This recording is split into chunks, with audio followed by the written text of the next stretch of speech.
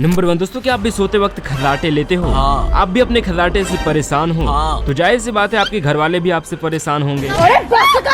तो आपको बस करना ये है कि फ्लाइट की टिकट निकलवा के तुरंत यूके पहुंच जाओ, क्योंकि वहाँ की गवर्नमेंट ने अभी एक स्कीम निकाली है जिससे कि वो किसी भी शख्स जो सोते वक्त खर्राटे लेते हैं उन्हें 60,000 रुपए मंथली दिया जाएगा। जी हाँ भाई, एक्चुअल में खर्राटे लेने की प्रॉब्लम एपनीकिया नाम की बीमारी की वजह से होती है और वहाँ की सरकार इसी चीज से सबको वाकिफ कराना चाहती है, इसलिए उन्होंने ऐसे स्कीम निकाले हैं। गजब भाई। नंबर 2 भाई, क्या आप जानते हो कि जापान में फेस के क्लोन पर्स बनाए जा रहे हैं खासकर लड़कियों के लिए, और वो इसके मुंह में पैसे को डालती हैं। भाई क्या अजीब कांड करते हैं ये लोग। वैसे आपको ये दे दिया जाए तो आप क्या डालना